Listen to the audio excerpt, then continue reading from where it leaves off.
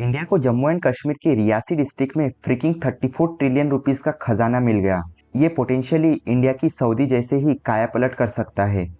मतलब जैसे 1938 में सऊदी के दम्मान इलाके में ऑयल मिलते ही देश की किस्मत रातों रात चमक गई थी, सेम वैसे ही ये लिथियम डिपॉजिट इंडिया के लिए भी एक गेम चेंजर साबित हो सकती है। लेकिन यहाँ पर एक प्रॉब्लम है। जैसे ही इंडिया ने ये अनाउंसमेंट की, जैश ए मोहम्मद ने इंडिया को धमकी दे डाली कि जो कोई भी इस रिजर्व को एक्सकैवेट करने की कोशिश करेगा उसे हम खत्म कर देंगे। दूसरी प्रॉब्लम इंडिया के लिए इन सब में यूएस भी पीछे नहीं है। उसने इंडियन अनाउंसमेंट के दूसरे ही दिन अपने इन्वॉय को इंडिया के लिए रवाना कर दिया ताकि वो इंडिया के साथ जॉइंट ऑपरेशन करके लिथियम से आने वाले प्रॉफिट को शेयर कर सके। तो करंटली ग्लोबल लेवल पर इंडिया पे बहुत ज़्यादा प्रेशर बिल्ड हो गया है और अभी हाल ही में 9 फरवरी को जम्मू एंड कश्मीर में जियोलॉजिकल सर्वे ऑफ इंडिया को 5.9 मिलियन टन का अनट्रैप्ड लिथियम रिजर्व मिला है, जो कि इंडिया के लिए किसी जैकपॉट से कम नहीं है, क्योंकि अब तक इंडिया को लिथियम पाने के लिए चाइना से 8,000 करोड़ का इंपोर्ट करना पड़ता था।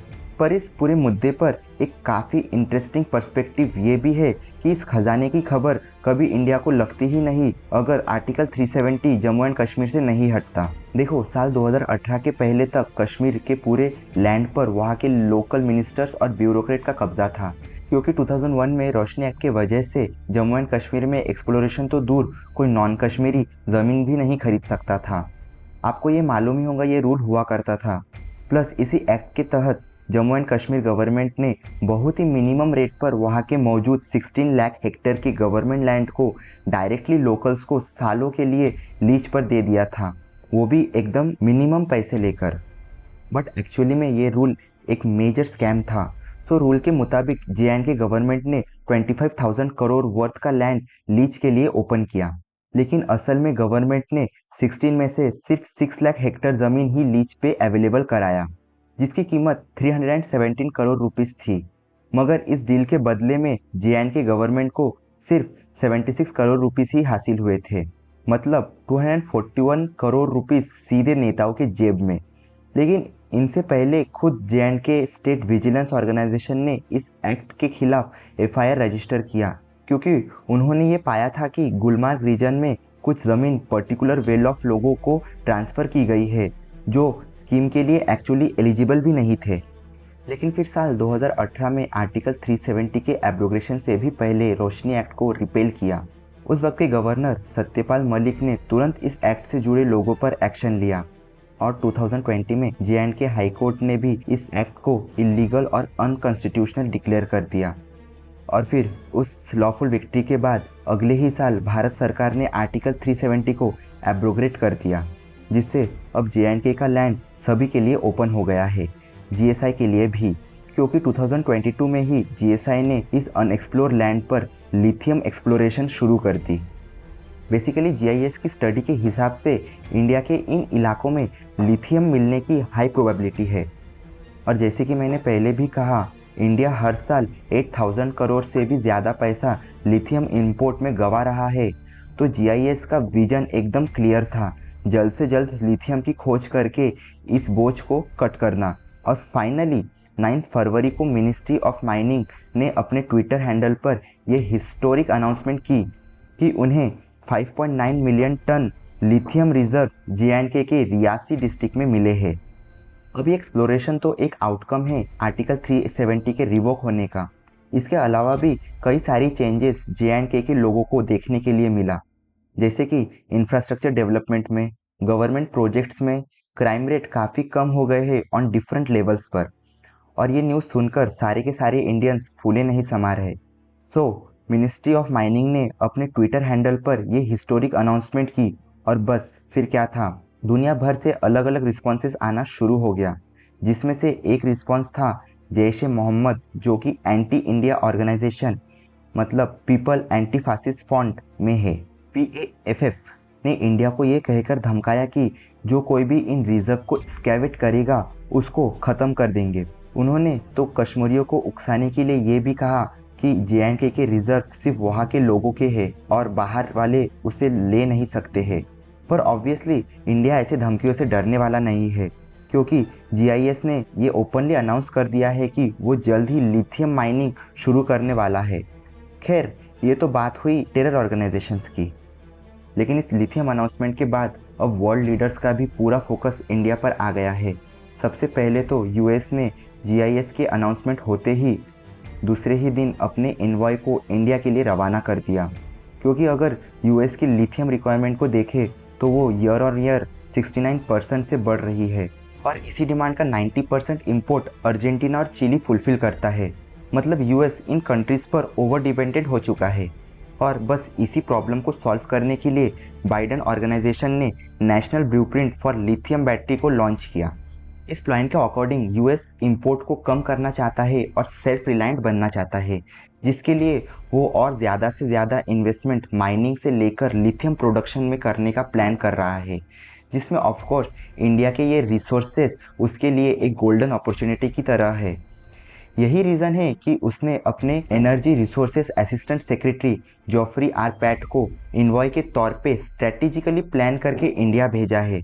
अब ये प्रिटी क्लियर है कि ये एक लिथियम एक्सप्लोरेशन डील साइन करने की कोशिश हो सकती है। खैर, यूएस तो फिर भी एक डेमोक्रेटिक नेशंस के साथ डील करने की सोच रहा है, पर लिथियम आज सभी ग्लोबल लीडर्स के लिए इतना इम्पोर्टेंट हो गया है कि इस पर अब टेररिस्ट लीडर्स के भी नज़र पड़ने लगी है और इसका बेस्ट एग्जाम्पल है चाइना।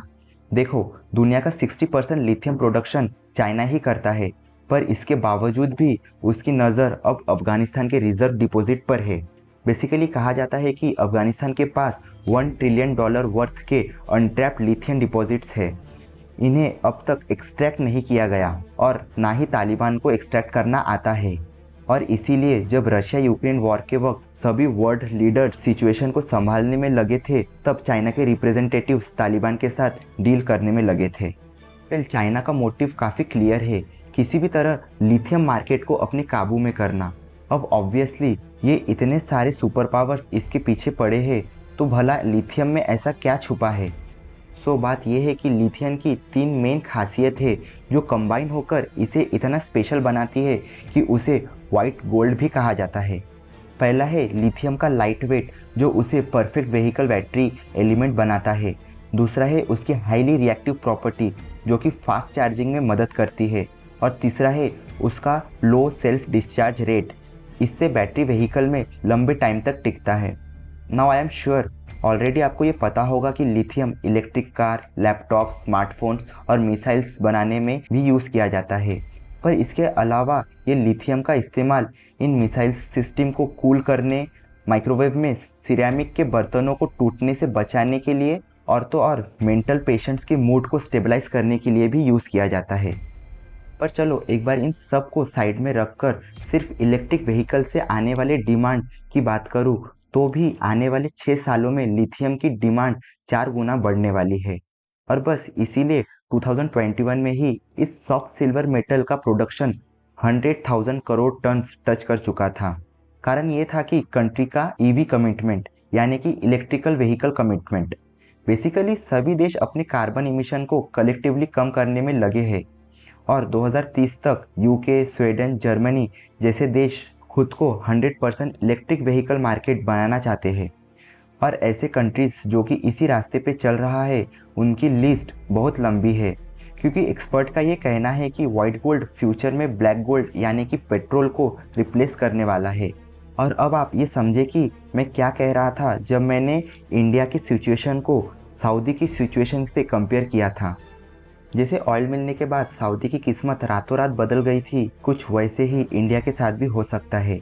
आप ज़रा सोचो, एक समय पर जिस देश में मोस्टली नोमैडिक सिचुएशन था, वो आज दुनिया का बजट हिला देने के काबिल बन गया है, वो भी सिर्फ और सिर्फ वहाँ के ऑयल रिजर्व के वजह से।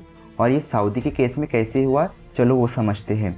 वर्ल्ड वॉर 1 के बाद से दुनिया में मेजर ऑयल क्राइसिस आ चुका था, पर सुपर पावर के बीच के टेंशन कम होने का नाम भी नहीं ले रही थी। तब इंटरवार पीरियड में, मतलब फर्स्ट वर्ल्ड वार और सेकंड वर्ल्ड वार के बीच वाले टाइम पर इन सुपर पावर्स ने ऑयल की खोज जोरों शोरों से शुरू कर दी।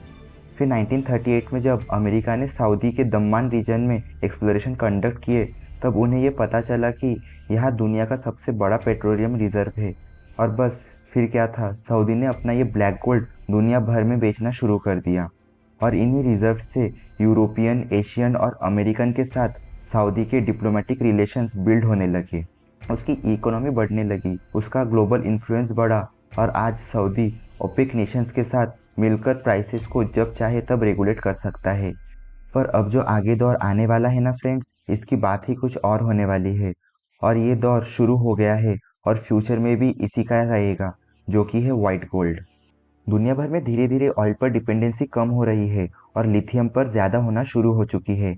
इनफैक्ट अब तक खुद इंडिया के इलेक्ट्रॉनिक मार्केट का शेयर 0.5% था, क्योंकि हमें भारी मात्रा में लिथियम इंपोर्ट करवाना पड़ रहा था, जो ऑब्वियसली इंडिया को काफ़ी महंगा पड़ रहा था। लेकिन अब इंडिया अपने सारे टारगेट्स को पूरा करने के लिए मिनिस्ट्री ऑफ माइंड्स ने काबिल नाम का एक जॉइंट वेंचर शुरू कर दिया था, जिसका काम था ओवरसीज मिनरल असेट्स को ढूंढना। बेसिकली प्लान ये था कि इंडिया मेनली अर्जेंटीना और ऑस्ट्रेलिया जैसे देशों में लिथियम और कोबाल्ट मिनरल्स डिस्कवर करेगा और उन माइंस को लीज पर ले लेगा, जिससे कि इंपोर्ट बिल कम किया जा सके। पर जे&के में मिले रिजर्व ने जैसे इंडिया की किस्मत ही बदल के रख दी। इस खोज से इंडिया की सिर्फ इंपोर्ट डिपेंडेंसी ही कम नहीं होगी, बल्कि इंडिया एक लीडिंग एक्सपोर्टर भी बन जाएगा।